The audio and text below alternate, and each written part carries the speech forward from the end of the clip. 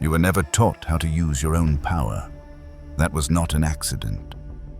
From the moment you could speak, you were guided away from it, told to sit still, fall in line, and trust systems that knew nothing about your inner world. You were taught to believe that energy was something external, found in wires, machines, calories, or outlets, but never in your own breath, thought, or will.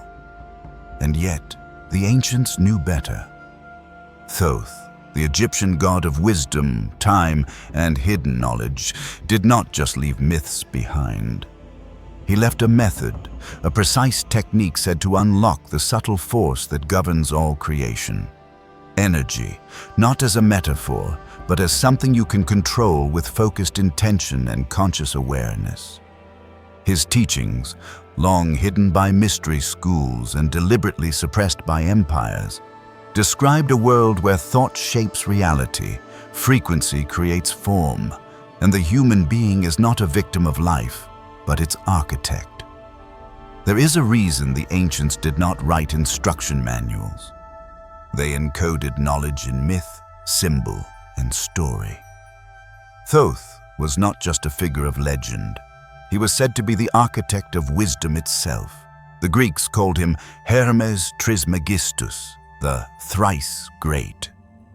The emerald tablets bear his name. And hidden within these texts are fragments of something far more precise than myth. Something resembling a technology of the mind, a system for working not just with energy, but as energy. This was not religion. It was not worship. It was alignment. Thoth's teachings did not ask you to believe. They challenged you to remember that the universe, at its core, is not made of matter, but of motion. That vibration is the root of everything, and that the one who learns to direct vibration becomes a master of reality, not its servant. The hermetic axiom, all is mind, was not philosophical fluff. It was literal. Everything begins in the mind. Every form, every field, every phenomenon is first shaped by thought. Consciousness is not a byproduct of the brain. It is the source of all existence. And your thoughts are not empty. They are blueprints that leave imprints on the field of reality. Thoth's technique begins here, not with external rituals or chants, but with inner awareness. In his tradition, thought was considered a frequency, intention a force, and emotion a carrier wave. Together, they formed a trinity capable of influencing energy fields both within and outside the body. This was not a metaphor. It was mechanics. You are a transmitter, whether you know it or not. The question is, are you transmitting consciously? The ancients believed that focused thought, pure and undiluted by fear or doubt, could shift the energetic structure of space, that matter is simply condensed energy, and that energy responds to mind. This is not a forgotten fantasy. It is a reality backed by modern insights into quantum fields, cymatics, and bioenergetics. The double-slit experiment showed that the presence of a conscious observer alters outcomes at the quantum level. Cymatics proves that frequency reorganizes matter, and studies in biofield science confirm that the body radiates a measurable electromagnetic signature that shifts with thought and emotion. But here is the part they never told you. You were conditioned not just to forget, but to mock this kind of knowledge, to label it pseudo, mystical, or irrelevant. Not because it lacks truth, but because it holds too much of it. The more accurate the ancient systems turned out to be, the more urgently they were buried. The institutions that control modern thought do not fear superstition, they fear precision. And Thoth's technique was nothing if not precise. Because this blueprint was not made to be followed blindly, it was made to be remembered. And once you begin to remember, the world you thought was solid begins to soften. Suddenly, Your thoughts no longer feel random. Your breath begins to feel like a current. Your body stops feeling like a container and begins to feel like a receiver. The way you speak, the way you move, the way you direct your awareness, they all begin to reveal their true function, to command energy. You stop asking for life to change and start realizing you are the one changing it. So why was this hidden? Why were the teachings of Thoth sealed away in symbols and secrecy? Not to keep them from you, but to keep them from being misused. Because in the wrong hands, power becomes control, and in the right hands, it becomes liberation. This is why ancient initiates were tested before being given the teachings, not to gatekeep, but to ensure readiness. And now, those teachings are surfacing again, not in temples or tablets, but in your own remembering. You are not discovering them. You are uncovering what was always there. What if your thoughts were not private? What if every time you worried, hoped, feared, or dreamed, you were broadcasting something into the fabric of reality itself? We have been trained to believe thought is invisible, that it happens in some hidden space between neurons, safe, abstract, and harmless. But thought is energy, and energy, by its nature, moves, vibrates, and interacts with everything it touches. When Thoth said, "All is mind," he was not being poetic.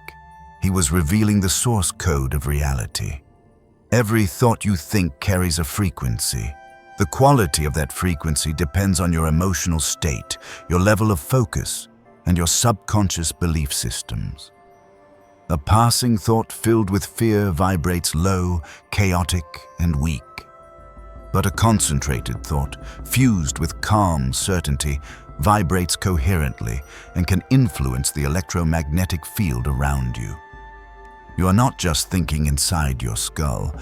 You are creating subtle distortions in the energetic field that surrounds your body, what modern science now calls the biofield.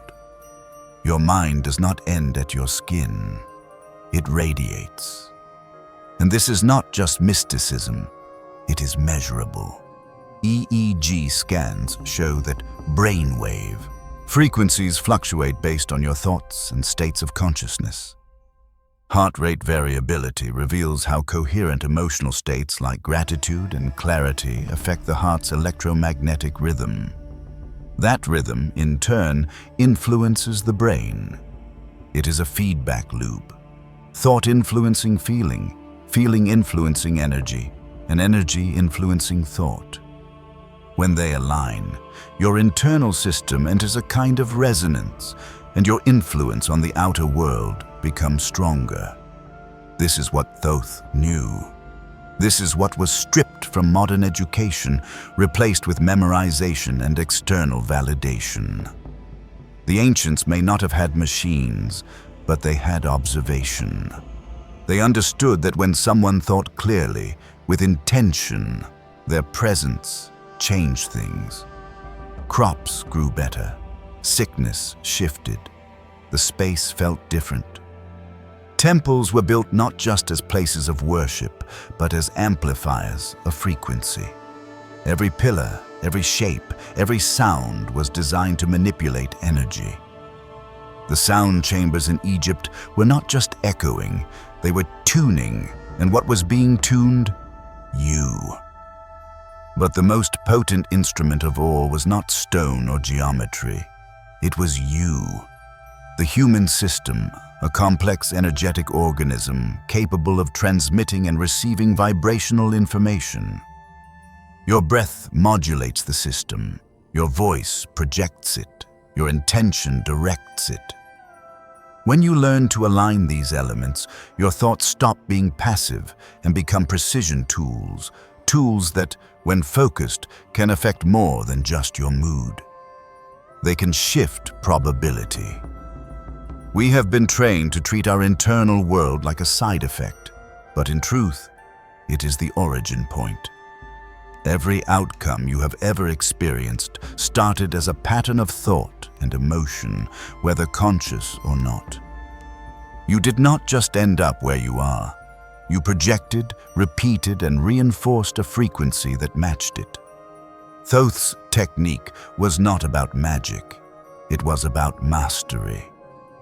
Mastery of that internal frequency generator we have been taught to ignore. And that is the danger, is it not? A person who realizes their thoughts shape their world becomes dangerous, not to others, but to the systems that depend on passivity. When you begin to consciously direct your attention, energy follows.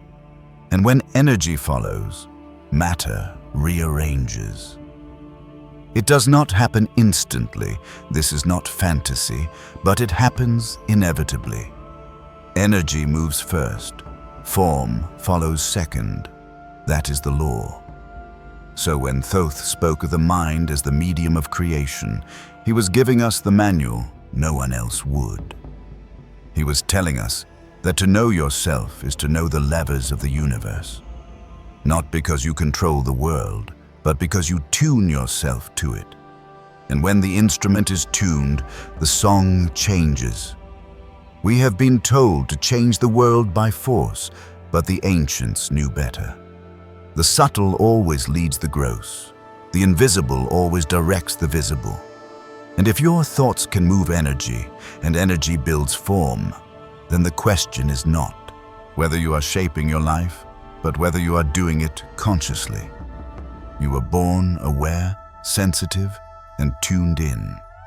As a child, you felt the world more than you understood it. You could sense the tension in a room before a word was spoken. You stared at sunlight, fascinated by how it danced through dust. You imagined things, real things, and spoke to the invisible. That was not imagination, that was perception, raw and unfiltered. You had not yet been taught to block it out. You had not yet been told which senses were real and which ones were nonsense. But the system was patient. It did not need to fight you. It just needed time. School came, not the learning kind, but the conditioning kind. You were taught to sit still, to speak only when spoken to follow the schedule, and to silence your inner world. Creativity became a subject, not a state of being. Curiosity became a liability. You stopped asking why. You stopped listening to your body. The bell told you when to think, when to move, when to stop. The lessons were less about math or language and more about obedience and rhythm, training your nervous system to respond to external command. And energy? That was not part of the curriculum, not the kind we are talking about. Sure, they taught you about fossil fuels and electricity, but not the bioelectrical field of your own body, not the electromagnetic frequency of your heart, not how your breath modulates your energy field, not how stillness sharpens perception, or how intention carries a vibrational impact. That kind of energy was left out on purpose, because if you learned to direct your own energy, you would not be easy to direct yourself. Instead, the system replaced awareness with noise. From school, you moved to the media. Cartoons, flashing lights, fast edits, algorithms designed to hijack your focus and scatter your attention. You were never taught how to control your thoughts, but you were fed millions of images designed to control them for you. Consumerism became culture. You learned to seek satisfaction from what you could buy, not what you could feel. You were not taught to breathe. You were taught to scroll. But let's be clear. This is not a glitch in the system. It is the system. Because a person trained to ignore their own energy will always feel like something is missing. And that gap, that subtle ache, is what drives you to consume more, obey more, and question less. You stop looking inward and start looking outward for answers, never realizing that your own frequency has been hijacked. This is the brilliance of the system. It does not chain your body, it scrambles your signal. Think about it. Why is meditation a luxury instead of a basic skill? Why is breathwork considered alternative when it is the foundation of your nervous system? Why are the most effective energetic practices hidden behind spiritual cliches or buried in cultural stereotypes? It is because they work. They do not require apps, pills, or subscriptions. They cannot be monetized, patented, or taxed.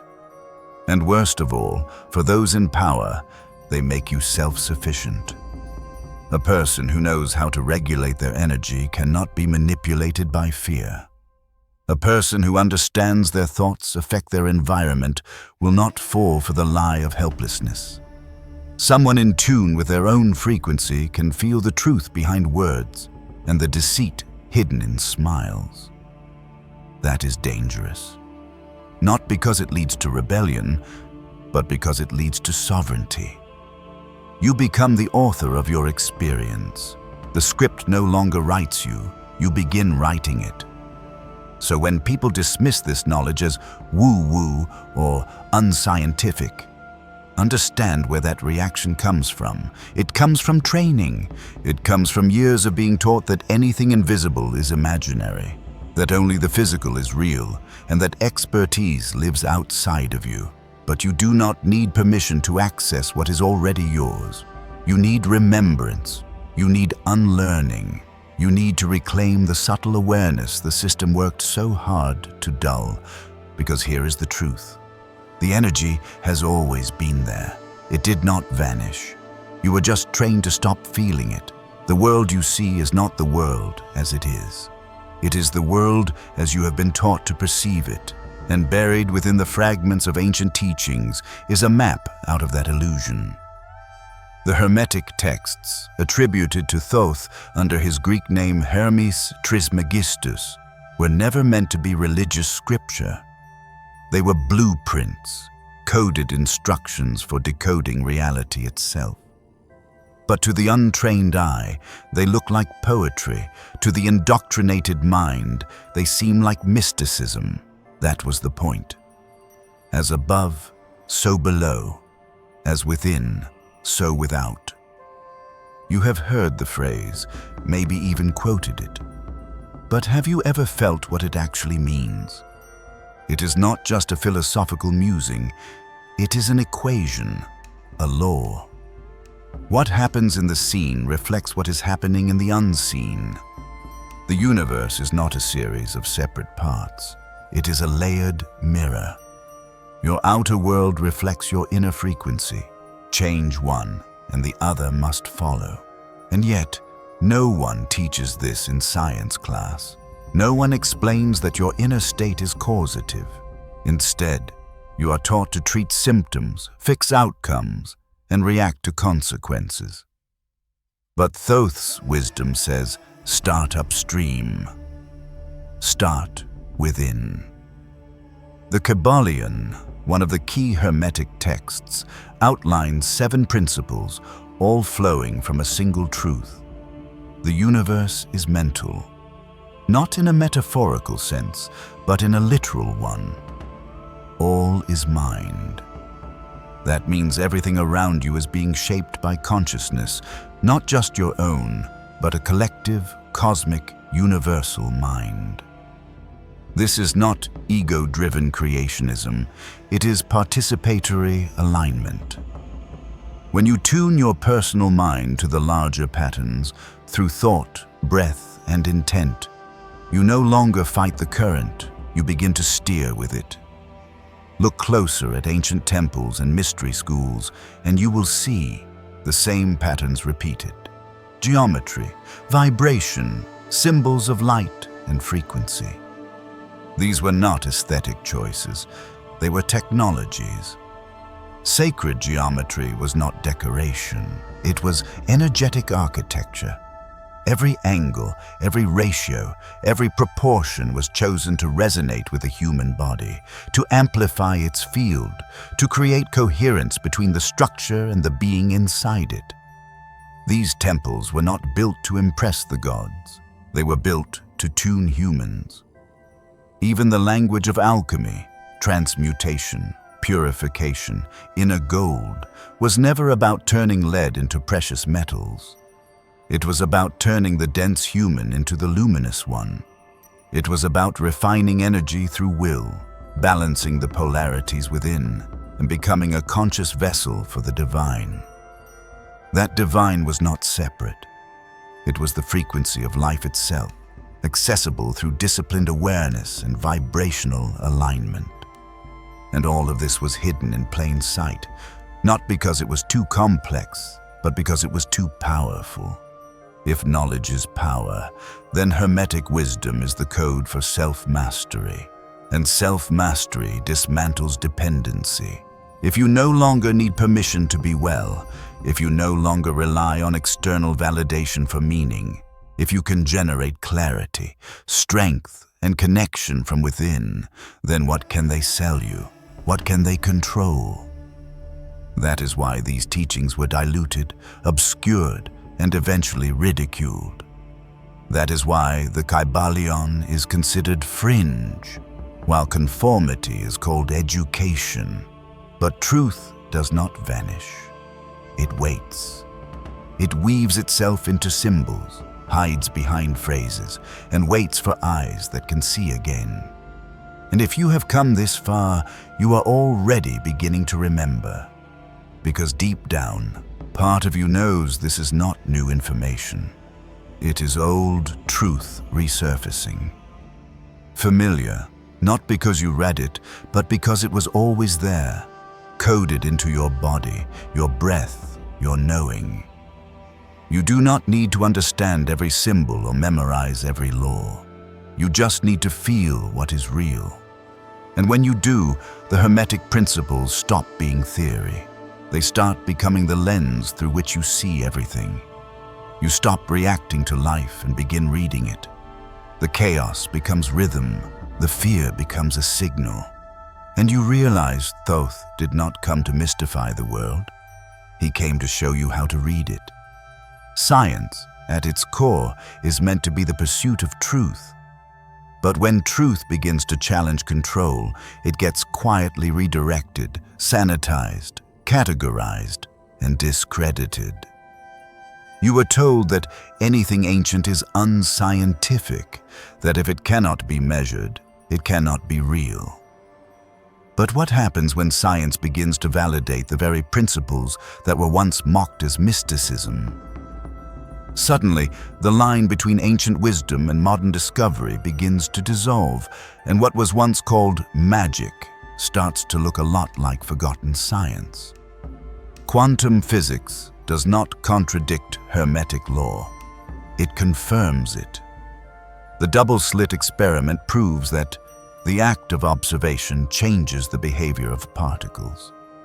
In other words, the presence of consciousness alters the outcome of reality. That is not philosophy. That is measurable. The observer effect is not a theory. It is a doorway. It tells us that the mind does not just experience matter. It interacts with it. And what Thoth said thousands of years ago, that thought shapes form, is echoed by physicists today, even if they do not always say it out loud. Scalar energy is another thread that bridges ancient knowledge and modern science. It does not move in waves like traditional electromagnetic fields. It is non-linear, zero-point, and capable of penetrating solid matter without resistance. Sound familiar?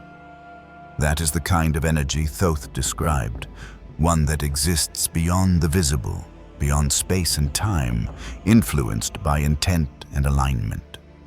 It is the energy of the void, the field that responds not to machinery, but to consciousness. The reason you do not hear about scalar energy in mainstream physics is not because it lacks potential, it is because it has too much. Weapons have been theorized using it. Healing devices have been patented with it, and yet you were never taught about it. Why? Because if energy can be influenced by thought, and if healing can occur through coherence, and if the body is not just physical but vibrational, then medicine changes. Then power structures built on disease, dependency, and suppression start to collapse. And make no mistake, these systems are not built to empower, they are built to perpetuate themselves. Empowered people do not just think differently, they live differently. They do not buy what they do not need. They do not obey what does not resonate. They do not fear what they can understand. Even cymatics, the study of how sound frequencies shape matter, shows us that vibration is not abstract, it is form. Sound creates structure. Certain frequencies produce order, others produce chaos. When you speak, your words are not just sounds, they are vibrations. When you think, you are not just having an internal dialogue, you are shaping subtle fields. The ancients used toning, chanting, breathwork, and silence to tune their systems like instruments. They were not performing rituals for spectacle. They were aligning their inner frequency with the greater field. Today, we call this alternative. But there is nothing alternative about truth. Only forgotten. You see, the real divide is not between science and spirituality. It is between open inquiry and institutional control. True science is not afraid of what it does not yet understand. But corporate science, science that is owned, funded, and filtered through profit, cannot afford a discovery that disrupts the model. And models are what they protect, not truth. Because truth liberates, and liberation is bad for business. That is why someone like Thoth, who taught energy as a birthright and consciousness as the architect of form, was mythologized into obscurity. That is why vibrational medicine is framed as a placebo, while chemical dependency is normalized. That is why you were taught that thinking is passive and matter is dominant. Because if the opposite were accepted, the entire hierarchy would collapse. The lab coat would become a tool, not a throne. The body would become intelligent, not defective. The mind would become creative, not chaotic. But you do not need permission to recognize resonance. You have felt it. You have walked into rooms that felt heavy for no reason. You have met people whose presence calmed you before they spoke. You have heard music that rearranged your emotions in seconds. You have had thoughts that seemed to shift your entire mood. These are not coincidences. They are clues, echoes of a truth that predates modern systems, a truth that says energy is real, vibration is law, and consciousness is the interface. And when science stops protecting its models and starts following its own data, it will rediscover what the ancients already knew. Until then, the responsibility of remembering falls to you. The most dangerous knowledge is always hidden in symbols, not because it is vague, but because it protects the unready from misunderstanding it. Thoth's technique, often referred to in fragments across hermetic texts and mystery school traditions, was never handed down as a step-by-step guide.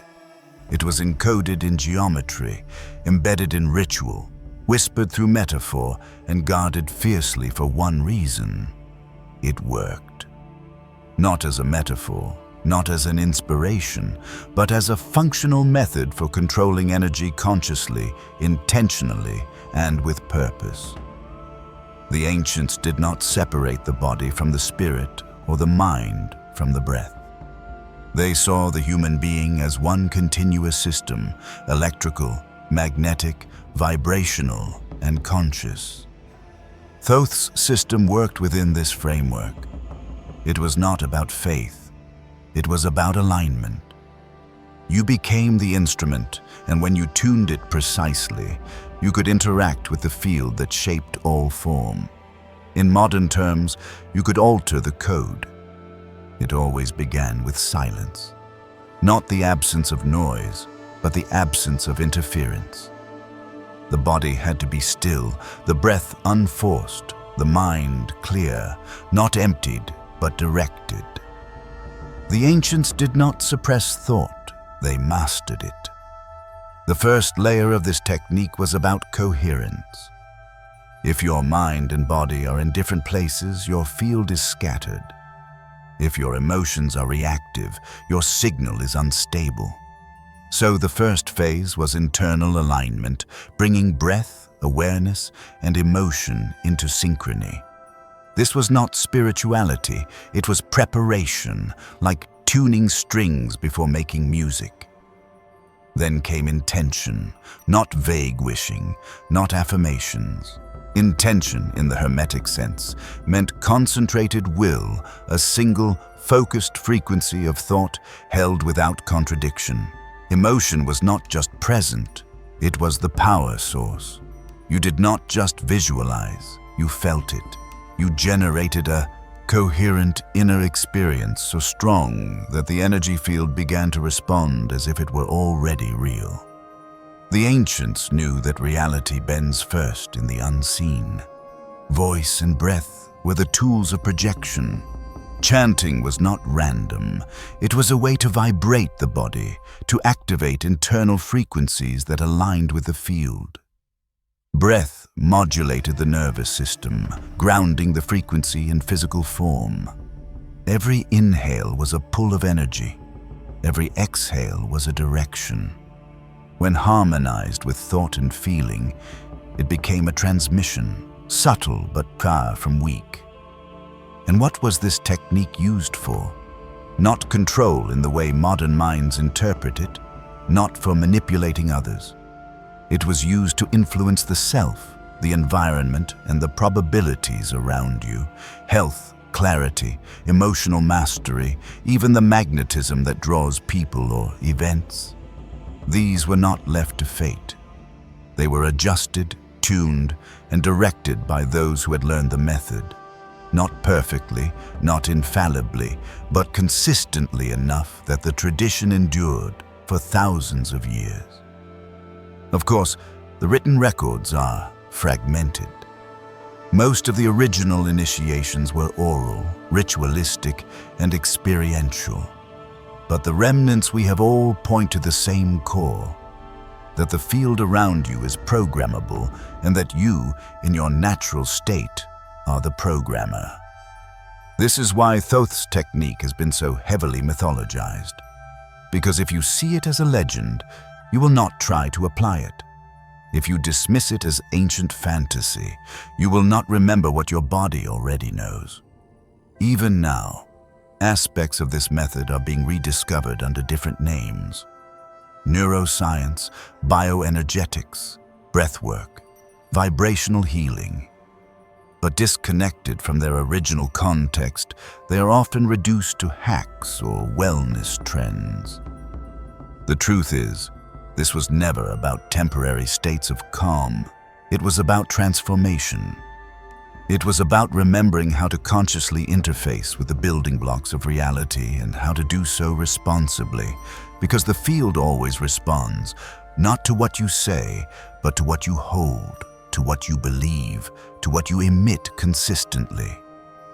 Thoth's technique was not about performing, it was about becoming. And once you become coherent, focused, and aligned, the external world has no choice but to reflect it. This is not mysticism. It is the mechanics of mind and energy, hidden for centuries, now waiting to be lived again. Knowledge is not always hidden in darkness. Sometimes it is hidden in plain sight, buried under ridicule, rebranded as fantasy, or distorted into harmless entertainment. That is exactly what happened to Thoth's teachings. They were not burned or lost. They were trivialized, stripped of their original context, dressed up in mythology, and shelved in the category of legend.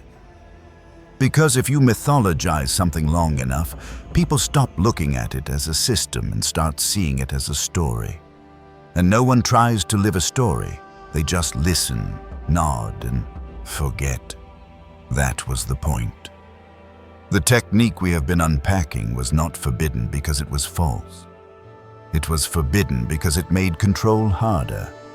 It bypassed institutions.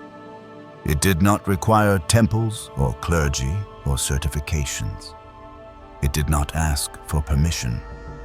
It taught that power, real power, starts in the quiet of your own mind, that reality bends to focused energy, that sovereignty is not something granted by systems. It is something remembered. And for those who seek control, nothing is more dangerous than a population that remembers. Control systems, by their nature, require disconnection. If you believe your thoughts are private, passive, and powerless, you will look outside of yourself for change. If you believe your body is a random collection of parts, you will surrender your health to someone with a license.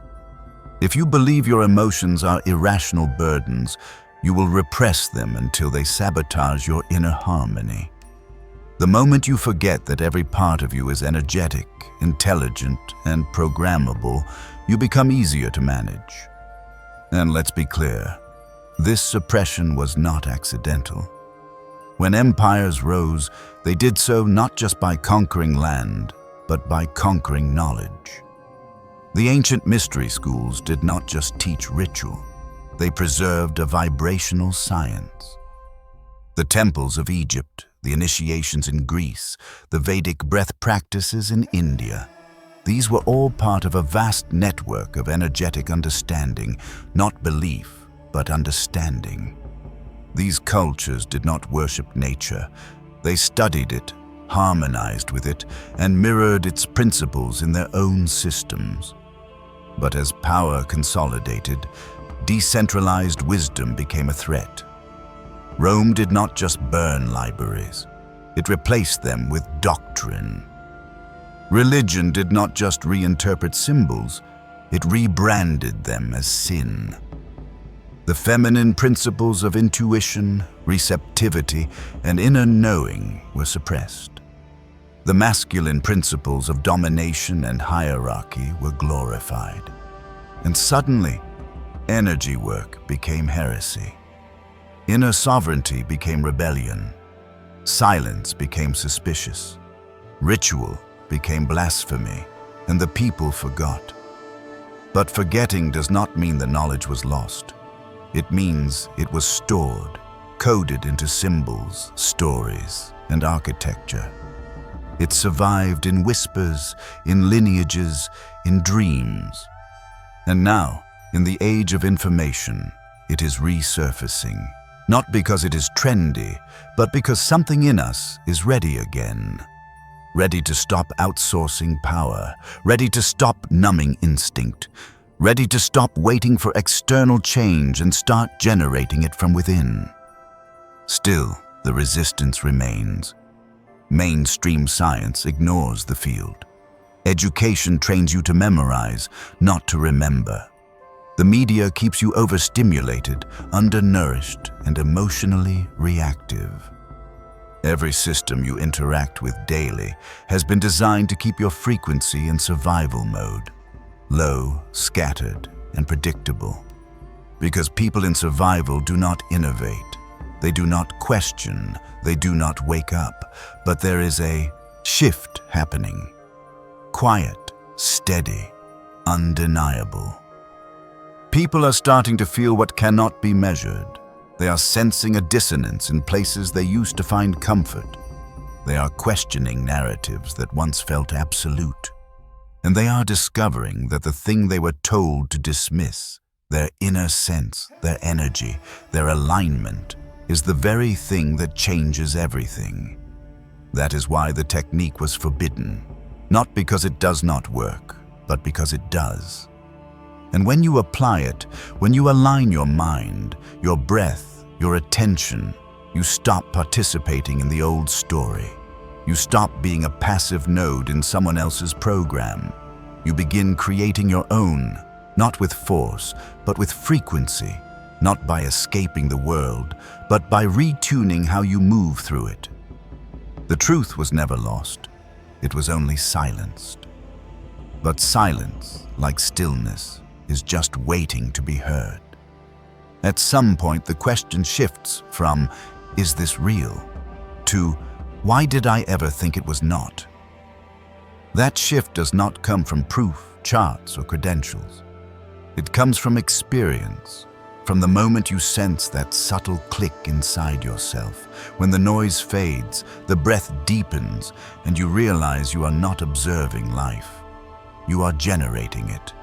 Not through brute force, but through alignment, through clarity, through a presence so still it begins to pull reality toward it. That is when remembering becomes undeniable. That is when you stop looking for magic and start moving like it. This is not about becoming something new. It is about shedding what never belonged. The programmed doubt, the conditioned fear, the inherited shame around your own power. You do not need to become enlightened to use energy. You already are energy. The only difference between someone who influences the field and someone who does not is awareness. The field is always listening. The only question is whether you are speaking to it deliberately or unconsciously. Reclaiming your power starts with this: accepting that you have always had it, that the subtle sensations you once dismissed, those gut feelings, those flares of synchronicity, those moments of stillness that seemed to stretch time, were not anomalies. They were your signal peeking through the static. The system trained you to call that intuition coincidence, that clarity a fluke, that alignment luck. But what if it is the default? What if you have just been trained to tune it out? When you reclaim that channel, everything begins to change. Not instantly, not dramatically, but consistently. The way you speak shifts because you are aware of vibration. The way you think becomes more intentional because you understand that thought is transmission. The way you move through the world becomes less reactive, more resonant, and people feel it. They may not know what is different about you, but they will respond to it because coherence is magnetic. You become a living contradiction to the world's programming, not by preaching, but by being calm when others are frantic, clear when others are lost, empowered without needing to overpower. That is the silent revolution. One coherent individual radiates more influence than 100 scattered ones. Not because they control others, but because they have stopped being controlled by themselves. And you do not need to master every technique to begin. You just need to get quiet enough to listen, to breathe intentionally, to observe without reacting, to think in frequencies, not just concepts. The mind wants complexity. The field responds to simplicity. Alignment over effort. Awareness over knowledge.